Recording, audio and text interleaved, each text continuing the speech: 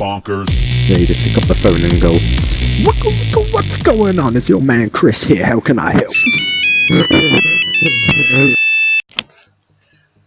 Hello and welcome back to another Paladins video. Today I wanted to go through the top reasons why you lose a game in Paladins, and if you do these things right, there'll be the top reasons why you win a game in Paladins.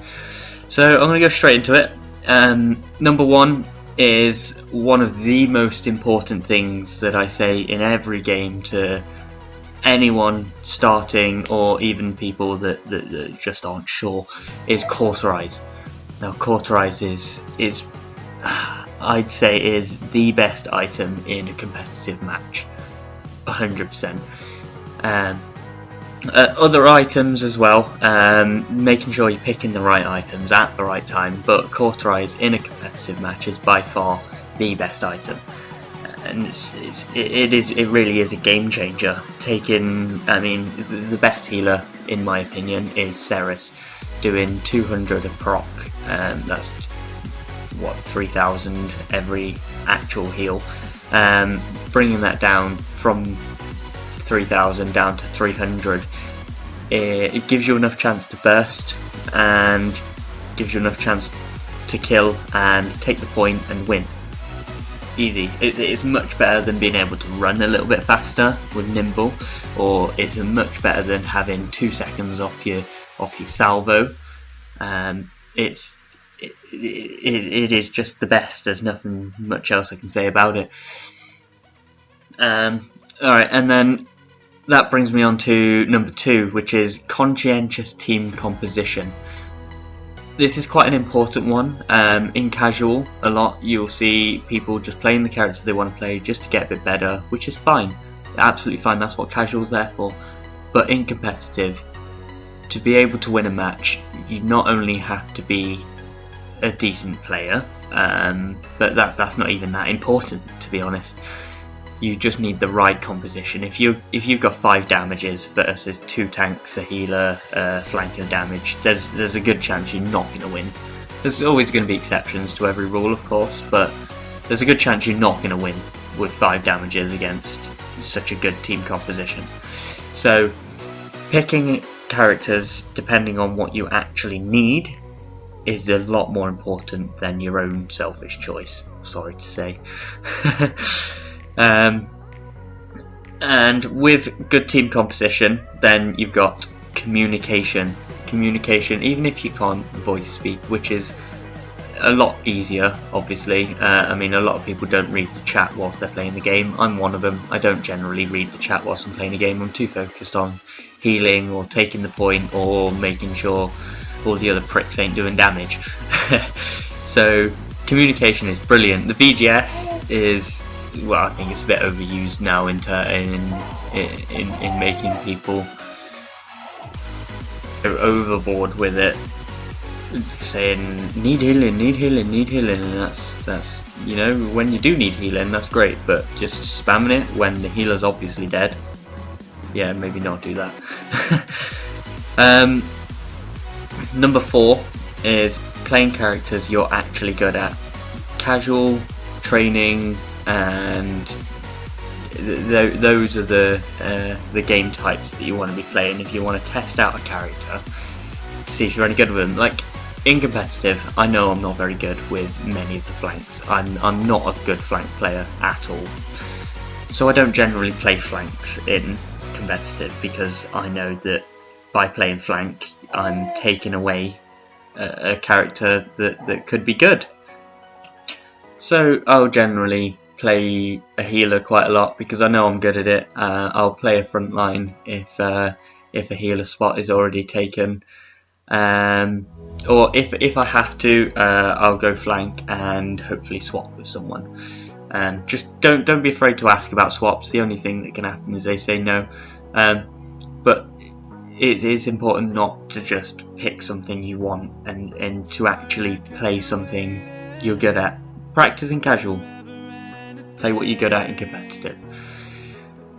And then number 5 is a lot of players, as I've noticed, are very damage oriented, and you get to the end of a match and you see someone have 120k damage and they're like, yeah, I did so much more damage than you, you're shit, but did they actually do anything to capture the objective, or did they just buy 3 Wrecker and spam into Fernando's shield all game to get their damage up? You know, that changes a lot. So it's not all about damage at all. I mean, making sure damage is there is obviously very important, because otherwise you're not going to kill them, but if you're too damage oriented rather than actual cap oriented, or, you know, general focusing on the task that is actually needed, so capping the point, pushing the payload, making sure the flanks can't kill the healers, things like that.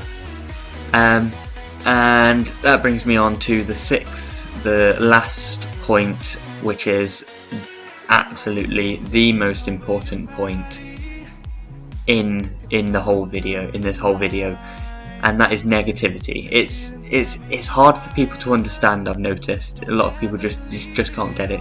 I mean, I guess I can understand. I've done sales jobs in my past, so I understand that being negative is not going to get you any sales. Being negative is not going to get you is not going to get you a win on Paladins, because negativity breeds you being shit, pretty much. Think of it like this. So you go into a bar, you're hoping to get lucky tonight. If you go up to someone that takes your interest, are they going to want to go out with you if you go up to them and you're just a moody person? Probably not. You know, they're going to want to leave fairly early on, realise that that's not the person they want to be hanging around with, and well, they're going to fuck off basically. So same with Paladins, it's the same with jobs, it's the same with anything in life really, but this is a Paladins video, so I'm applying to Paladins. So what you don't want to do is be negative, and that entails, like, in your head a mindset, even if it's just a mindset like we're not going to win, we're doing really bad, or typing it into the chat. If you type it into the chat or say it through your voice, then you're going to pass your negativity on to other people, and you're essentially just going to play really bad as a team, and you're not going to win. And what comes under negativity is also giving up. A lot of people, if you get 0-2, if you're at 0-2 within the first 5 minutes, a lot of people will just go, oh, I'm going AFK, I'm staying in the spawn, and yeah, that guarantees a loss. Absolutely guarantees a loss, because it's 5v4 or 3, you know, depending on how many people are being pricks at the time. So those are the 6 most important things in Paladins, and they're the reason you're losing. So get better at them, stop doing them, do quite the opposite, and you'll notice a lot more wins. Take this for example, for negativity. Look at the past couple of games that you've played, or if you can't remember, you know, play a couple of games and just watch out for people being negative or people giving up, and see how much you actually win. Because I guarantee you it won't be a lot. You'll have exceptions. You know, you'll win a game because someone's even though someone's decided to quit. But the mass majority of games you're going to lose. So that concludes the top 6 reasons why you're losing Paladins games. If you've got any questions, any further details that you want me to provide, just comment below. If you liked the video, give it a like, subscribe to my channel for future updates. Thank you very much. This is Abel Moss, playing Paladins.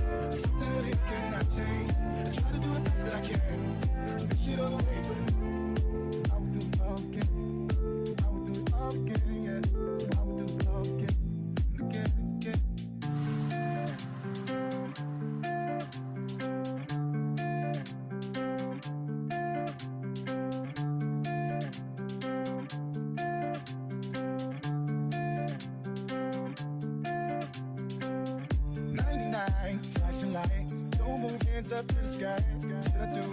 Just run away. The pistol's on me, but it's not mine, I say. It's like it's so far without a play. But I see it much clearer now. I see it much clearer now. So much clearer now. I've made some mistakes in the past, but something that is cannot change. I try to do the best that I can to push it all away, but I would do it all again. I would do it all again, yeah. I would do it all again, again, again, again, again.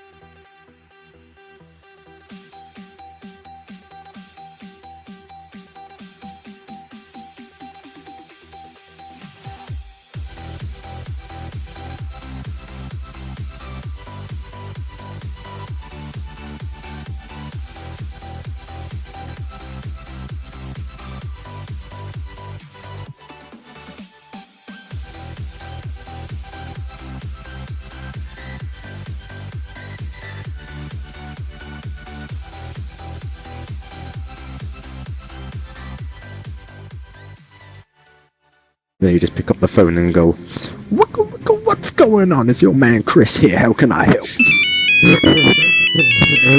Bonkers.